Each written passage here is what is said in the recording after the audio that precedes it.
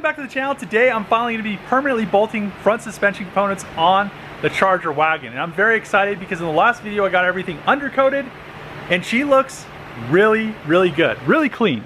So as you can see, I used that factory parting line right there. So we have freshly painted, freshly undercoated. The undercoating just made everything nice and uniform and protected. So as you guys remember, I had an issue with the upper control arms. So I had factory Charger upper control arms, which were rear wheel drive ones, and they had way too much positive camber, which was only one issue. The other issue was the shank was too small to work with the Trackhawk knuckle. The Chargers use a 12mm shank that's tapered. So I reached out to AAD Performance and Black Ops Auto Works, and they said, we got you. So he ended up busting these upper control arms out in like 3 days. So he modified a factory set of Charger upper control arms. So it has the Trackhawk 14mm shank and the 45-degree cone. But then he sent me the 15mm shorter ones. He watched the video, he was like, well, you have way too much positive camber, we'll try these out. It ended up giving me way too much negative camber, but it was a lot less negative camber than I had positive camber. So he was like, well, I have these other arms. So he sent me these, and these are in between. So what I'm gonna be able to do is I'm gonna have perfect camber alignment. I'll still be able to use our laser cut shims. As you can see right here, you can adjust camber through those shims and they work perfectly. So all I need to do is replace these, keep this, and then put these on to here. We'll have perfect upper control arms, and I cannot thank AAD Performance or Black Ops Auto Works enough. I'm gonna put a link in the description. They have their brand new all-wheel drive Charger upper control arms that are just like these, nice billet, and then they have their rear-wheel drive Charger / Challenger upper control arms. I'll put the link in the description for those as well. Then I was talking to him, I asked him, do you guys have the Trackhawk toe links? Because I made my adjustable arms in the rear, but as you can see, I forgot to think about this nut and actually tightening it. So I'm gonna use AAD Performance / Black Ops Auto Works toe links and their camber links, and then eventually we'll probably end up doing something about this traction rod right here so everything is nice and uniform. I'll end up making some billet lower control arms for the front and the rear, just so everything is nice and clean, but for the time being, I'll use the ones that I made from tube. So I'm very happy about that. Big shout out to AAD Performance and Black Ops Auto Works. After I'm done with this, I need to modify and cut up a $1,500 Moroso oil pan so it works around all of the Trackhawk diff, steering rack, etc. So I have this brand new pan right here. It's a rear sump, and then it came with this pickup. Actually, it didn't come with it. You had to buy it separate, but have the pickup right here, have the pan. We'll cut that up after we do all the suspension stuff.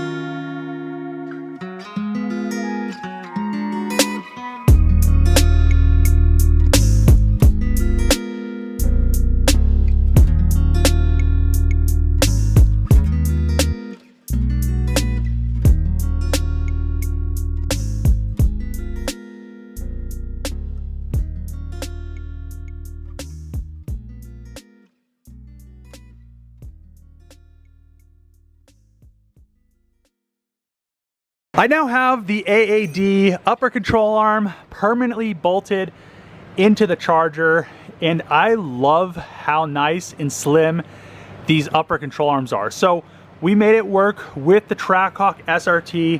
Front knuckle works perfectly, but I really like how thin this is. If it was a tubular arm, you know, this is going to be somewhere up here, and there's chances of it, you know, hitting up here.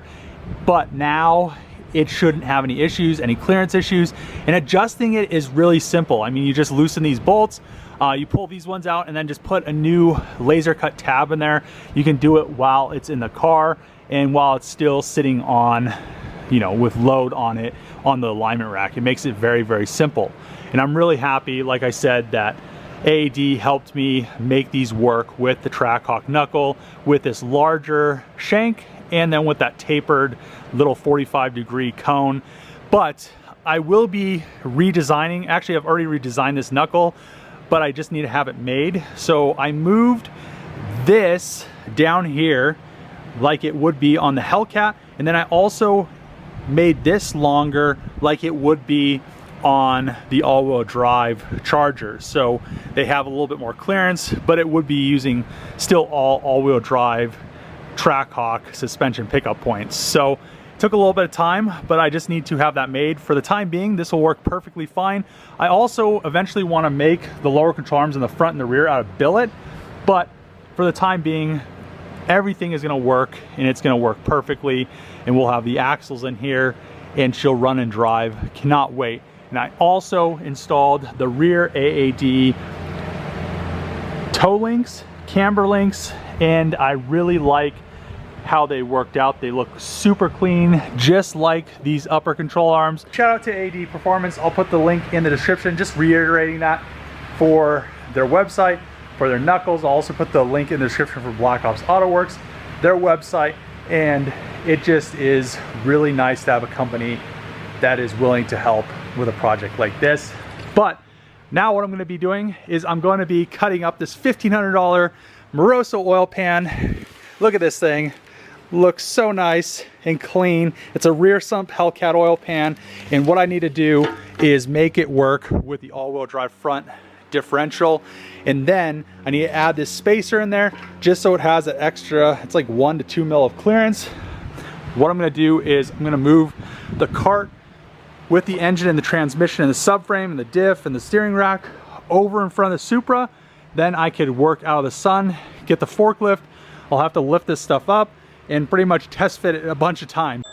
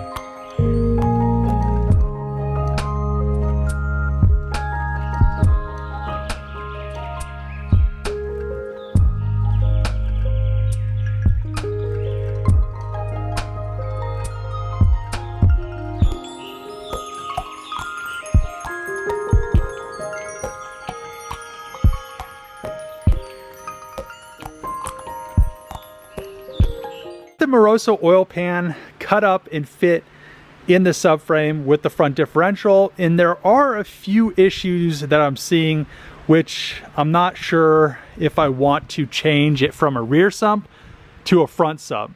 So up here, there's quite a bit of room, and I can make this a front sump pan really easily and then not have to worry about, you know, any issues with the pickup being interfered with how thin the pan is getting. Another issue that I'm foreseeing is this pan starting to flatten out.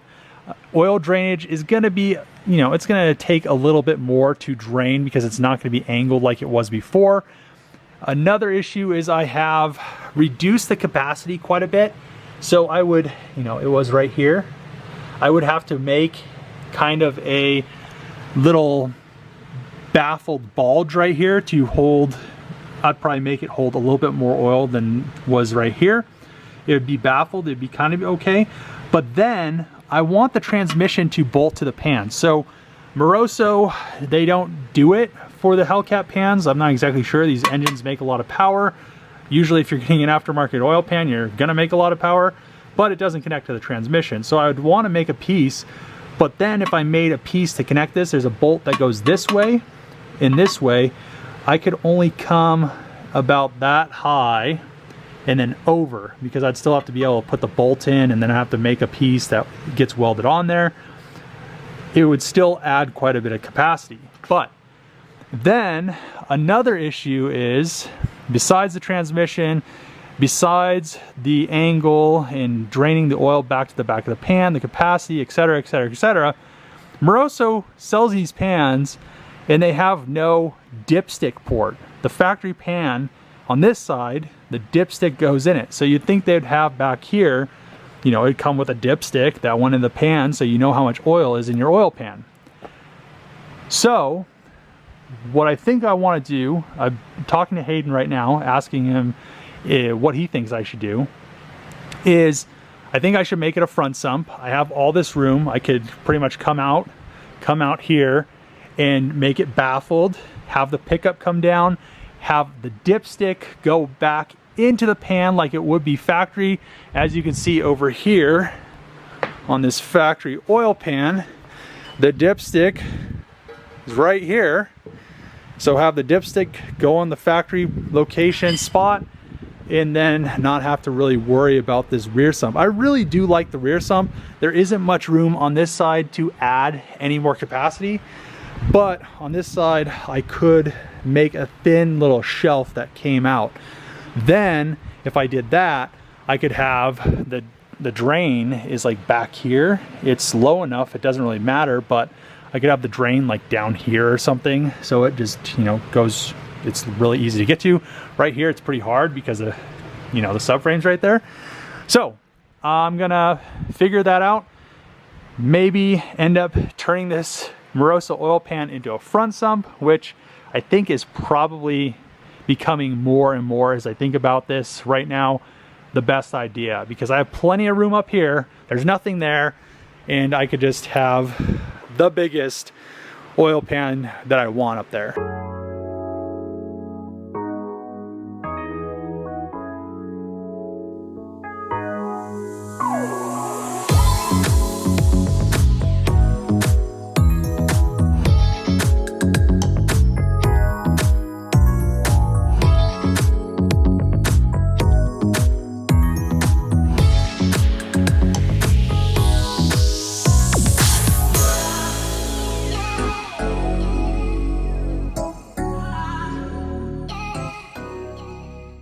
So I ended up deleting the rear sump part of the pan, and I think this was the best decision I have made. So even if I would have gotten a front sump Moroso pan, I would have had to cut it up probably about this much.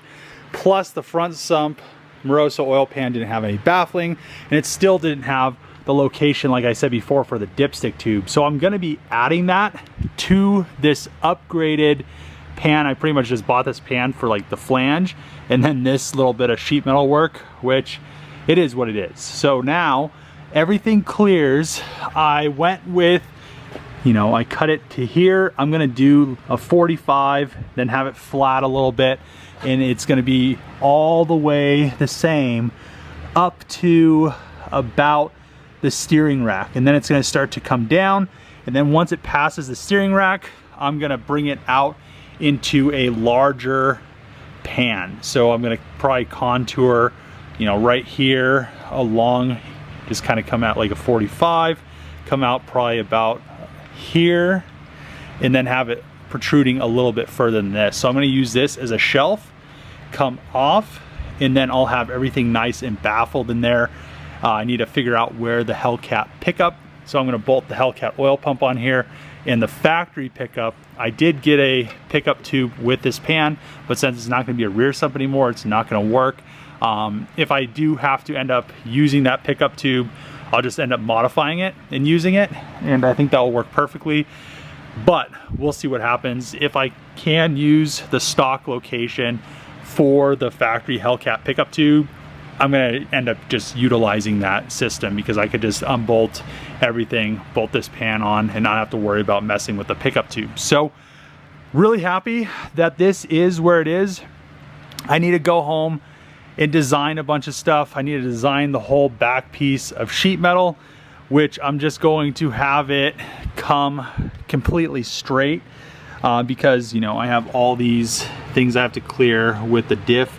One thing I may end up doing, because I know this is 3 inches to this plate right here from the top, I'm probably gonna come from back here, which is 1 inch, and then just taper it down, and then this will be its own piece. So I'll have Send Cut Send make that. I'll also have Send Cut Send pretty much cut out and bend everything that I need to have welded onto this. I'm just gonna completely go into CAD, design everything. I need to take a bunch of measurements, but really happy that I am where I am with this pan. I finished getting some scribbles of how I think the oil pan needs to be. So what I'm gonna do now is, I took a picture of this. I'm gonna take the oil pan home, and I'm gonna design some stuff in SolidWorks. So I've been working on the design of the oil pan for a little bit, and what I ended up doing was I pretty much made it as a road race oil pan. And how you do that is you put this in like a diamond configuration, then you'll have each one of these sections blocked off, and there's trap doors on each one. So whenever you're pulling G's, you know, the oil isn't going to be able to slosh into this area, etc., in this diamond configuration. So I have that part all ready to go off to Send Cut Send, and then I have this back part which is going to go in this area right here, from here to this parting line right there, and then that front piece of the baffle, or the front piece of the oil pan, which is a sump, is going to go from this area, which is in front of the steering rack, whatever, and I think like probably this deep right here, and then all the way forward past, and then I'm gonna pretty much grind this down, and then it's just gonna shelf in and be flat like that.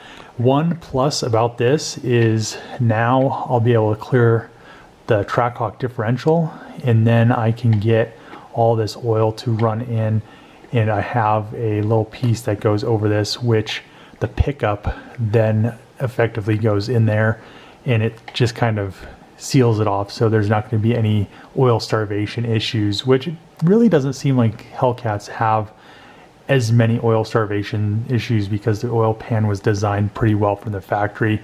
But this will be a little bit better than, well, it'll be way better than the Moroso, and it'll be way better than the factory one. So I'm going to get all this stuff ready to send off to Send Cut Send. It all just needs to be bent in the sheet metal configuration right here. There's quite a few pieces. I'm going to end the video here. If you like these videos, you know, there is a lot of reverse engineering.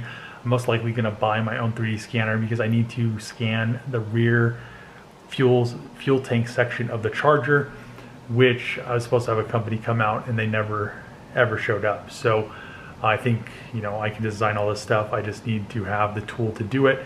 But if you like these videos, make sure to click the subscribe button, thumbs up, throw a comment below. As always, see you guys next time.